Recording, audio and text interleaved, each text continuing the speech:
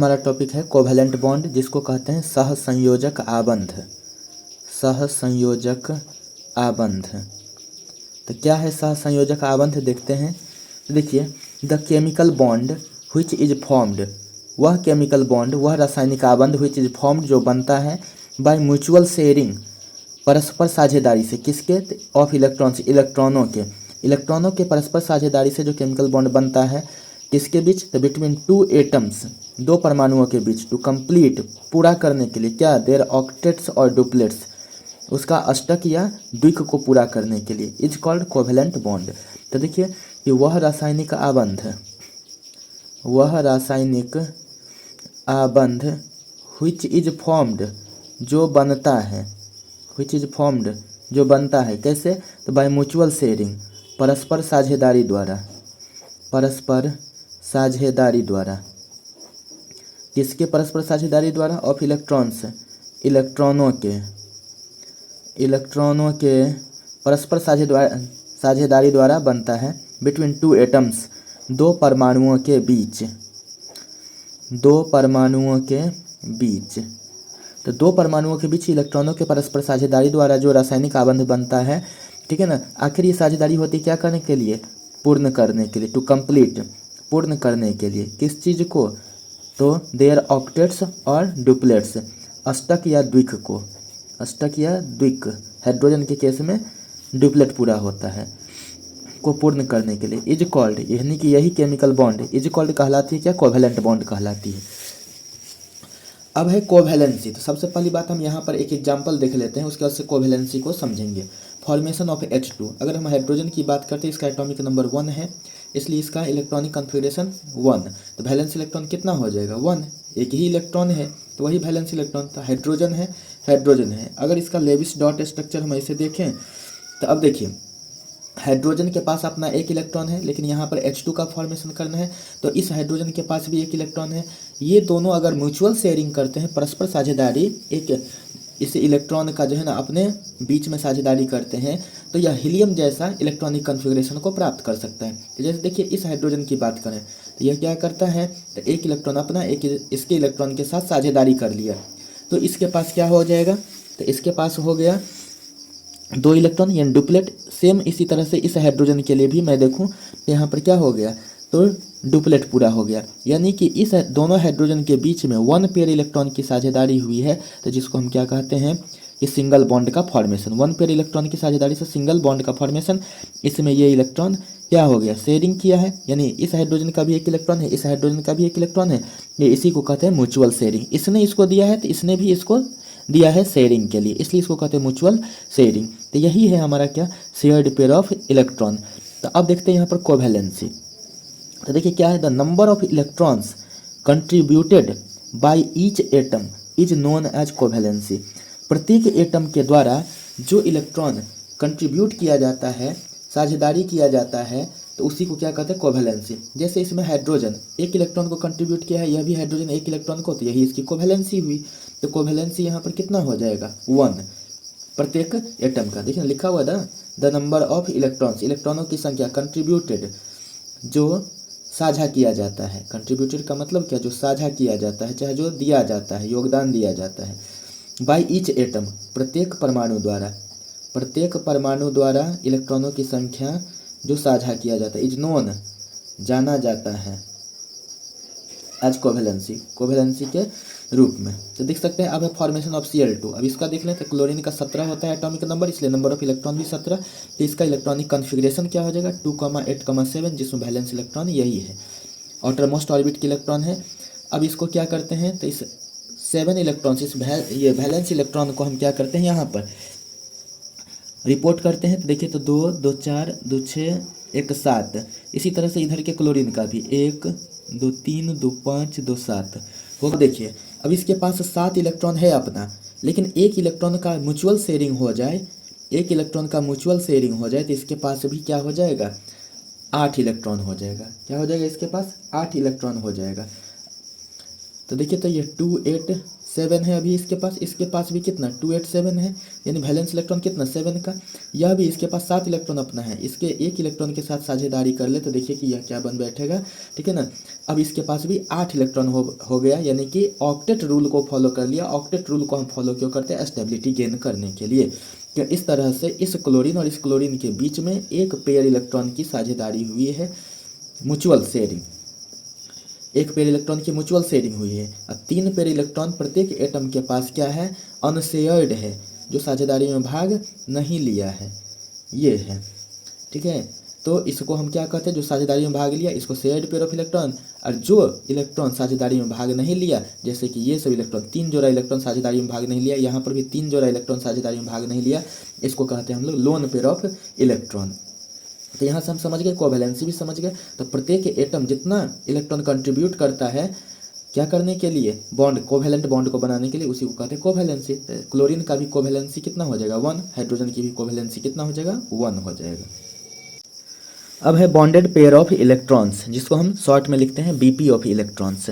तो देखिए जो म्यूचुअल शेयरिंग में जो इलेक्ट्रॉन पार्टिसिपेट किया है उसको कहते हैं बॉन्डेड पेयर ऑफ इलेक्ट्रॉन, और जो म्यूचुअल शेयरिंग में पार्टिसिपेट नहीं किया उसको कहते हैं लोन पेयर ऑफ इलेक्ट्रॉन्स। देखिए बॉन्डेड पेयर ऑफ इलेक्ट्रॉन्स, तो जैसे हम एग्जांपल यहाँ पर Cl2 का लिए थे, Cl2 का, तो देखिए तो एक Cl का कितना 17 था, तो 2 8 7 ये वैलेंस इलेक्ट्रॉन है। अगर इस वैलेंस इलेक्ट्रॉन को रखना चाहेंगे तो देखिए तो 2 2 4 2 6 1 7, इधर भी देखना चाहें तो 1 2 3 2 5 2 7। अब देखिए इस तरह से ऐसे म्यूचुअल शेयरिंग हुआ, तो इस क्लोरीन और इस क्लोरीन के बीच में 1 पेयर इलेक्ट्रॉन का साझेदारी हुआ है, इसी को कहते हैं बॉन्डेड पेयर ऑफ इलेक्ट्रॉन। यानी कि वह इलेक्ट्रॉन पेयर जो बॉन्डिंग में कोवैलेंट बॉन्ड बनाने में, वह इलेक्ट्रॉन पेयर जो कोवैलेंट बॉन्ड बनाने में यहाँ पर पार्टिसिपेट कर रहा है उसको कहते हैं बॉन्डेड पेयर ऑफ इलेक्ट्रॉन। अब देखिए इसको कहते हैं लोन पेयर ऑफ इलेक्ट्रॉन, ये जो 3 पेयर है जो साझेदारी में भाग नहीं लिया है, ठीक है। तो यहाँ से हम देख लिए तो लोन पेयर और बॉन्डेड पेयर ऑफ इलेक्ट्रॉन। तो सबसे पहले बीपी ऑफ इलेक्ट्रॉन्स को हम देख लेते हैं, बीपी ऑफ इलेक्ट्रॉन्स। तो अगर इसमें हम दिखाना चाहेंगे तो इसमें देखिए यही क्या हो जाएगा, बीपी हो जाएगा बॉन्डेड पेयर, और यहाँ पर इसकी बात कर लें, इसकी बात कर लें, इसकी बात कर लें, तो ये सब क्या हो जाएगा लोन पेयर एलपी हो जाएगा। उसी तरह से इसकी भी बात कर लें तो ये तीनों देखिए तो इधर से क्या हो जाएगा लोन पेयर हो जाएगा एलपी। तो देखिए बीपी ऑफ इलेक्ट्रॉन्स क्या है, तो हम लिख सकते हैं कि the pair of electrons, the pair of electrons which take part in covalent bond, जो कोवैलेंट बॉन्ड में जो है ना टेक पार्ट करता है, यानी कि पार्टिसिपेट करता है। तो देखिए तो बीपी ऑफ इलेक्ट्रॉन्स क्या हो गया, तो देखिए the pair of electrons, electron की वह जोड़ी which टेक पार्ट, जो हिस्सा लेती है, जो भाग लेती है किस में, इन कोवैलेंट बॉन्ड, चाहे इन कोवैलेंट बॉन्डिंग, सहसंयोजक आबंध में, सहसंयोजक, जो सहसंयोजक आबंध में भाग लेती है, ठीक है ना, इज कॉल्ड, वह कहलाती है, क्या कहलाती है बीपी ऑफ इलेक्ट्रॉन्स। वह इलेक्ट्रॉन क्या BP bonded pair of electrons कहलाती है, या शेयर्ड पेयर ऑफ इलेक्ट्रॉन, ठीक है ना। तो हम लिख सकते हैं यहाँ पर कि bonded pair of electron, bonded pair of electrons are also known as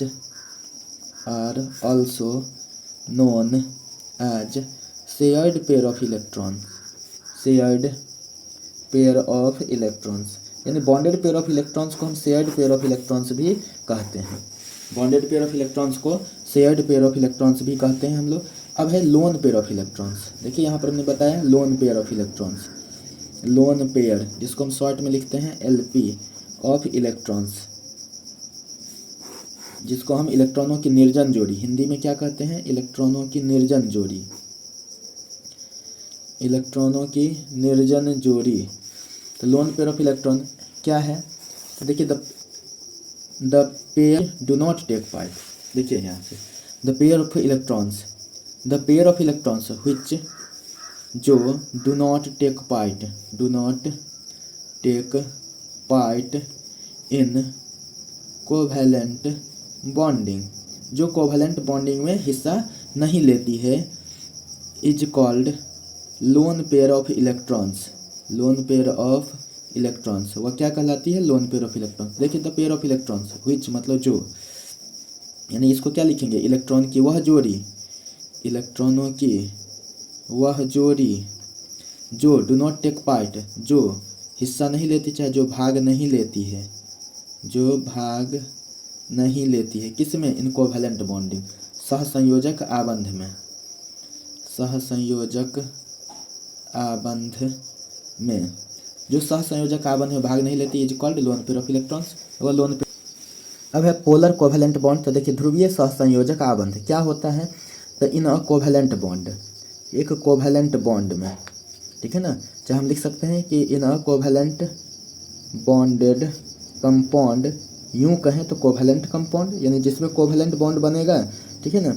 हम लिखें कि in a covalent bonded compound that is in covalent compound, that is in covalent compound, covalent compound में क्या?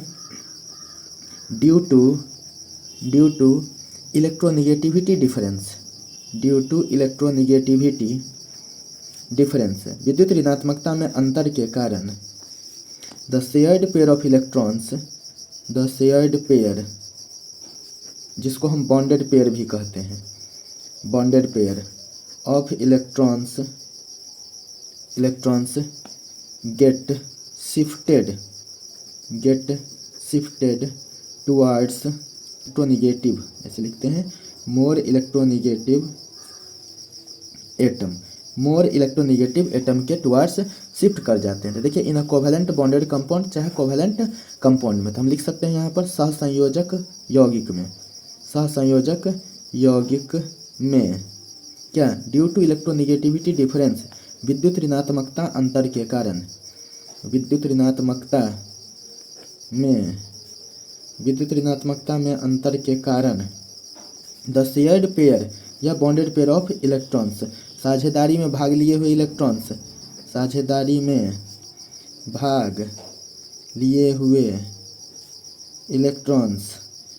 इलेक्ट्रॉन गेट शिफ्टेड, क्या हो जाते हैं? Shift हो जाते हैं, खिसक जाते हैं, ठीक है ना, शिफ्ट हो जाते हैं यानी खिसक जाते हैं, टुवर्ड्स मोर इलेक्ट्रोनेगेटिव एटम, अधिक विद्युत ऋणात्मक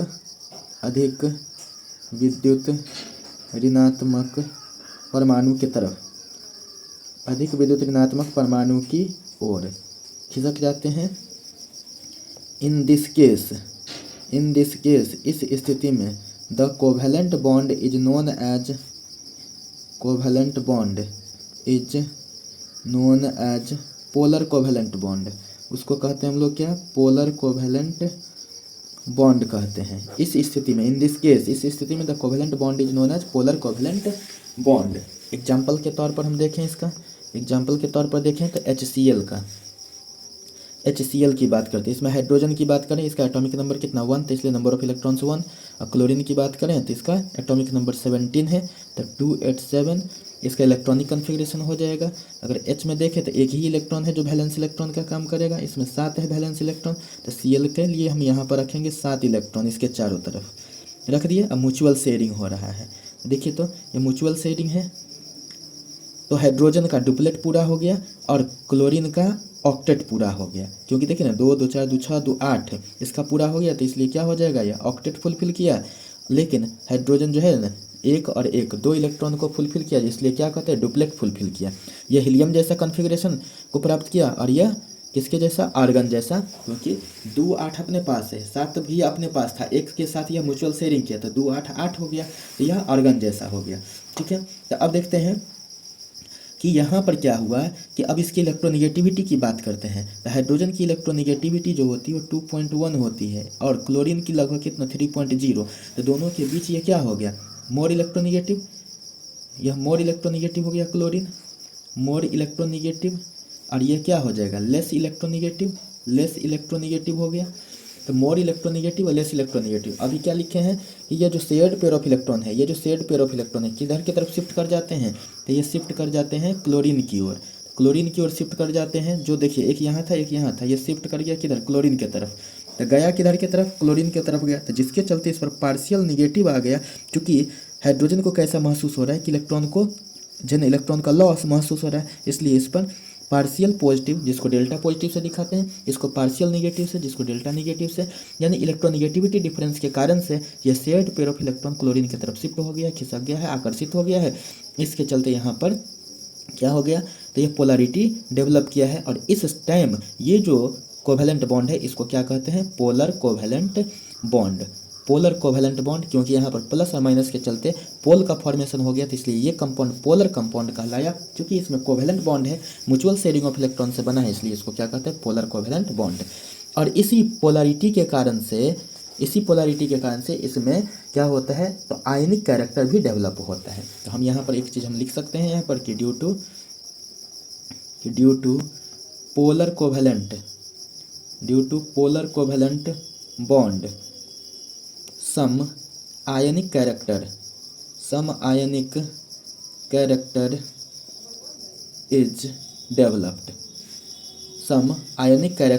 is developed, कुछ आयनिक कैरेक्टर भी डेवलप हो जाता है। यानी कोवेलेंट में ही आयनिक कैरेक्टर डेवलप हो गया, क्योंकि इस चार्ज के कारण से यहाँ पर आयन जैसा फॉर्मेशन हो गया है। अब है कोवेलेंट कंपाउंड, सहसंयोजक यौगिक। तो देखिए, the chemical compounds containing covalent bond, यानी कि हम लिख सकते हैं रासायनिक यौगिक कंटेनिंग, जो रखता है, क्या रखता है, कोवेलेंट बॉन्ड, सहसंयोजक आबंध,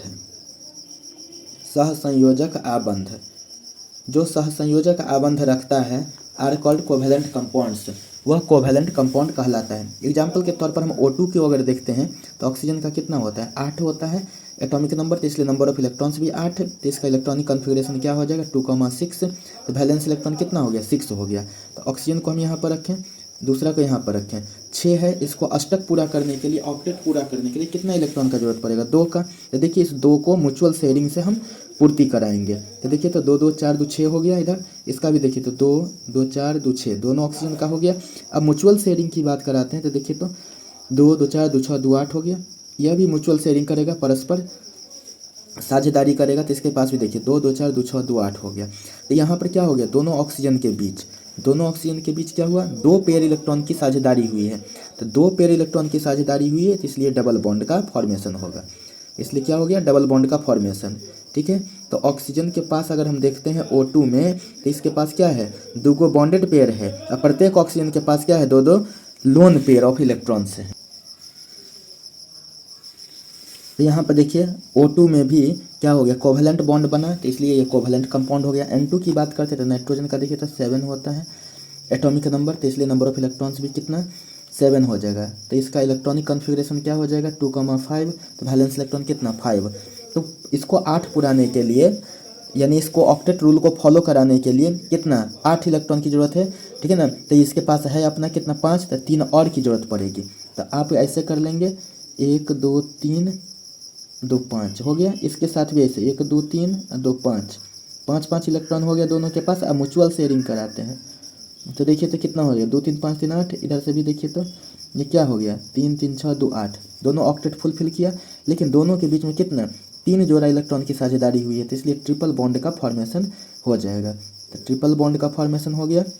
इसके पास भी एक लोन पेयर, इस नाइट्रोजन के पास भी एक लोन पेयर, यानी कि 3 bonded pair of electrons, 2 loan pair of electrons N2 में हो गया। तो जिसमें से प्रत्येक लोन पेयर जो है ना, प्रत्येक नाइट्रोजन पर है एक एक, और दोनों के बीच में यहाँ पर कोवेलेंट बॉन्ड का फॉर्मेशन हुआ, इसलिए यह भी कोवेलेंट कंपाउंड हुआ। अब देखिए properties of covalent compounds. Covalent compounds के यानी सहसंयोजक यौगिक के क्या क्या गुण। तो पहले देखिए, इन जनरल, सामान्यतः। इन जनरल का मतलब क्या हो गया, सामान्यतः। Covalent compounds exist in liquid और gaseous state at room temperature, यानी कमरे के ताप पर जो है यह किस रूप में विद्यमान होता है, कोवेलेंट कंपाउंड यानी सहसंयोजक यौगिक जो है विद्यमान होता है। सहसंयोजक यौगिक विद्यमान होता है इन द लिक्विड और गैसियस स्टेट, द्रव और गैसीय अवस्था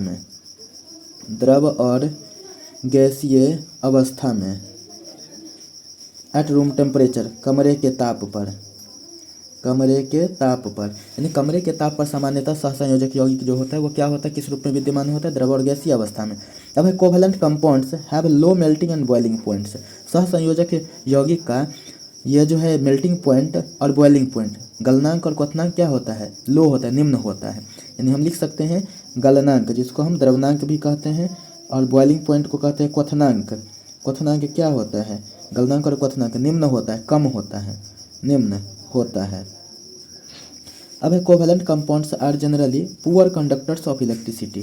सहसंयोजक यौगिक जो है, सहसंयोजक यौगिक सामान्यतः, आर जनरली मतलब सामान्यतः पुअर कंडक्टर्स, यह क्या होता है, कुचालक होता है, कुचालक होता है। किसका, ऑफ इलेक्ट्रिसिटी, विद्युत का। यह विद्युत का कुचालक होता है, बिकॉज क्योंकि they do not contain free electrons और आयन्स, क्योंकि ये नहीं रखते हैं, चाहे इनके पास नहीं होता है क्या, स्वतंत्र इलेक्ट्रॉन और स्वतंत्र आयन, स्वतंत्र इलेक्ट्रॉन या आयन, इसके पास स्वतंत्र इलेक्ट्रॉन या आयन नहीं होते हैं टू कंडक्ट इलेक्ट्रिसिटी, विद्युत चालन के लिए। विद्युत चालन के लिए किसकी ज़रूरत पड़ती है, तो स्वतंत्र इलेक्ट्रॉन या स्वतंत्र आयन की। तो कोवेलेंट कंपाउंड के पास फ्री इलेक्ट्रॉन्स या फ्री आयन्स नहीं है, इसलिए यह पुअर कंडक्टर होता है, किसका, इलेक्ट्रिसिटी का। अब है चौथा point, covalent compounds are soluble, घुलनशील होते हैं। सहसंयोजक यौगिक जो होते हैं, सहसंयोजक यौगिक क्या होते हैं, आर सॉल्यूबल, घुलनशील होते हैं। ये क्या होते हैं, घुलनशील होते हैं। किस में, इन नॉन पोलर सॉल्वेंट, अध्रुवीय विलायक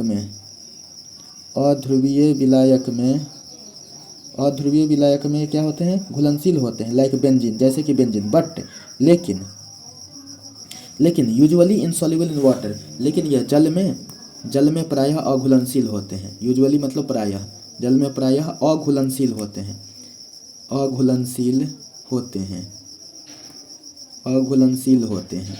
ठीक है ना, तो ये चीज़ ध्यान में रहेगा कि यहाँ पर कि ये जो होते हैं कोवेलेंट कंपाउंड्स, वो नॉन पोलर सॉल्वेंट में सॉल्यूबल होते, घुलनशील होते, लेकिन पानी में अघुलनशील होते हैं, जो ठीक आयनिक कंपाउंड का उल्टा है।